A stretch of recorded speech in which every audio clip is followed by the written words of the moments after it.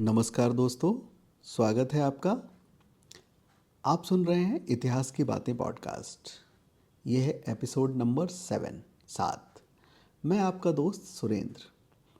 दोस्तों, आज हम चर्चा करेंगे मानव के अफ्रीकी पूर्वज, African ancestors of human beings, और भारत में प्रारंभिक मानव, अर्ली मैन इन इंडिया, पुरापाषाण युग के चरण, phases in the palaeolithic age, और मध्यपाषाण युग जिसमें शिकारी और पशुपालक था मानव, दैट इज मेसोलिथिक एज जिसमें हंटर्स एंड हर्डर्स था मानव। फिर पुरापाषाण युग में कला, art in the old stone age, and प्रारंभिक मानव संगठन, अर्लीस्ट ह्यूमन ऑर्गेनाइजेशन। दोस्तों, ये चर्चा बहुत रोचक होगी। इसे और अधिक रोचक बनाने के लिए मैं कुछ सवालों से शुरुआत करूंगा। तो पूरे पॉडकास्ट में मैं एक सवाल उठाऊंगा, फिर उसका आंसर दूंगा, फिर अगला सवाल उठाऊंगा, फिर उनका आंसर दूंगा। ये सारे सवाल आपको डिस्क्रिप्शन बॉक्स में भी मिल जाएंगे। ठीक है, तो शुरू करते हैं।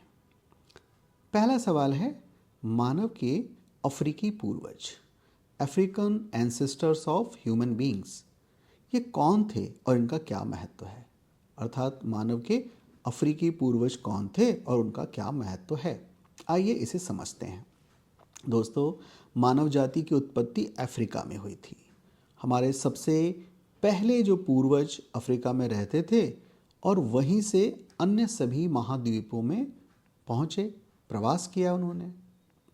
अफ्रीका में मिले जो जीवाश्म हैं, फॉसिल्स हैं, और पुरातात्विक आर्कियोलॉजिकल साक्ष्यों से पता चलता है कि मानव विकास की शुरुआत वहीं से हुई थी। अफ्रीकी पूर्वजों ने औजारों अर्थात टूल्स का निर्माण किया, आग का उपयोग करना और समूह में रहना सीखा, जो मानव सभ्यता के सबसे महत्वपूर्ण चरणों में से एक है। कौन कौन? औजारों का इस्तेमाल, टूल्स का इस्तेमाल, आग का उपयोग और समूह में रहना। तो ये चरण हैं। तो दोस्तों, पहला सवाल आता है कि भारत में प्रारंभिक मानव के बारे में हमें क्या पता है? The early man in India. तो दोस्तों, भारत में प्रारंभिक मानव का अस्तित्व पुरापाषाण युग यानी पैलियोलिथिक एज में मिलता है। इस युग में मानव शिकारी और संग्राहक, हंटर और गैदरर थे।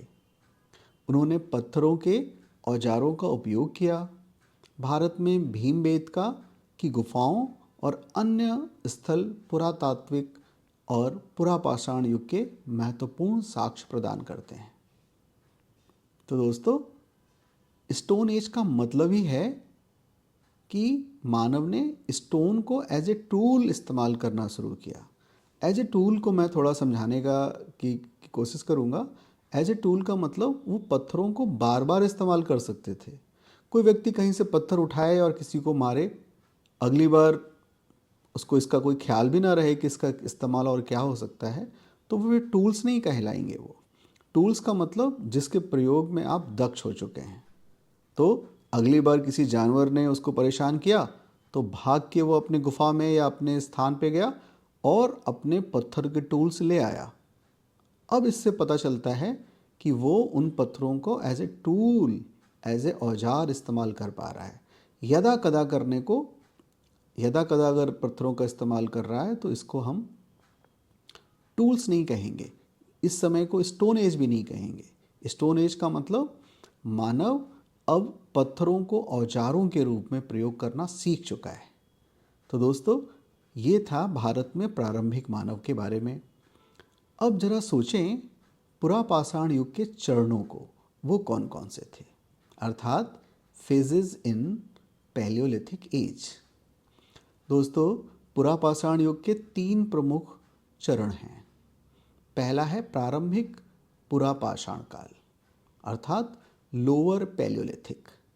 यह चरण लगभग 2.5 मिलियन ईयर एगो शुरू हुआ और इसमें छोटे और भारी पत्थरों के औजार बनाए जाते थे। तो मानव ने छोटे और भारी पत्थरों के औजार बनाना शुरू किया।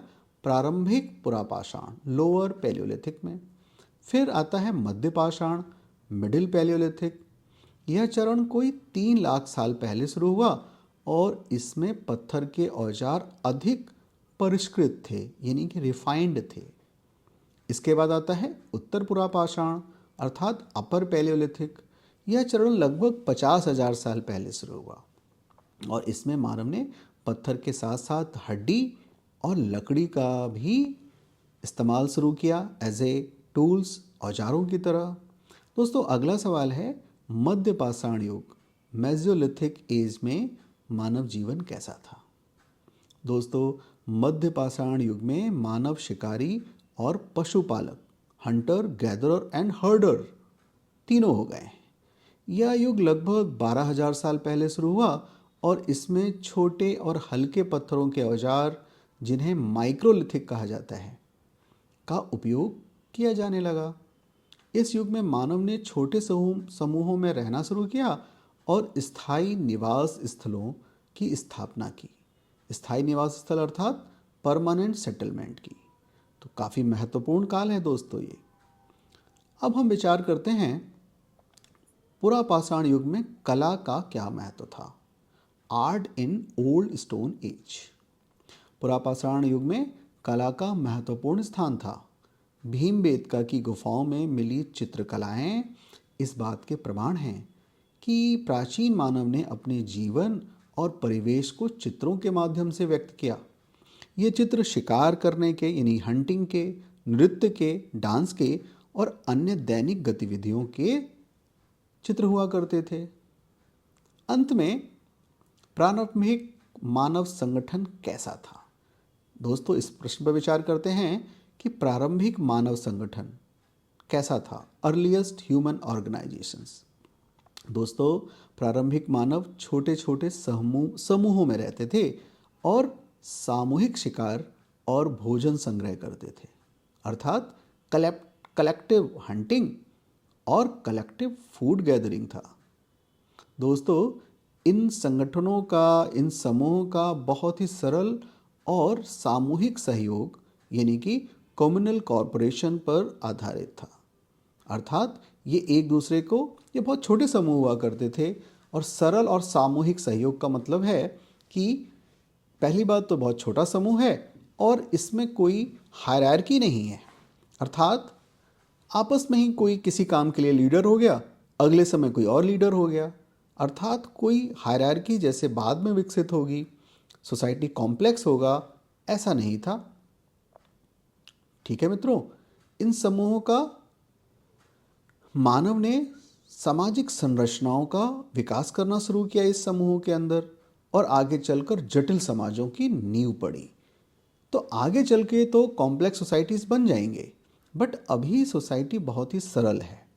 मानव छोटे छोटे समूह में रहता है और एक दूसरे का सहयोग करता है, क्योंकि मैंने अभी आपको शुरू में ही बताया कि अफ्रीका से निकलते निकलते ही, यानी कि कोई 3 लाख साल पहले के समय से ही मानव समूह में रहकर और एक दूसरे के सहयोग के साथ आगे बढ़ना प्रारंभ किया।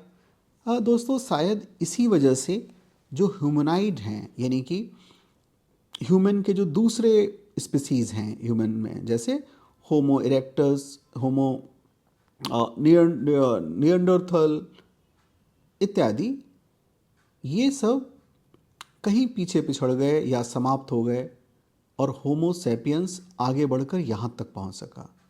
इसका एक बड़ा कारण था हमारे समूहों में रहना, कॉग्निटिव रेवोल्यूशन और धीरे धीरे कॉम्प्लेक्स सोसाइटी को हम बना पाए।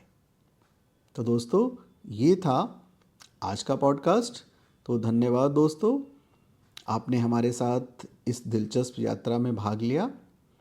हमारे अगले एपिसोड के लिए बने रहें, जहां हम कोई अन्य बातों को लेकर आएंगे जिसमें प्राचीन ज्ञान की गहराई होगी और आपको आपका मनोरंजन भी होगा। तो दोस्तों सब्सक्राइब करना ना भूलें और अपने विचारों को ज़रूर साझा करें।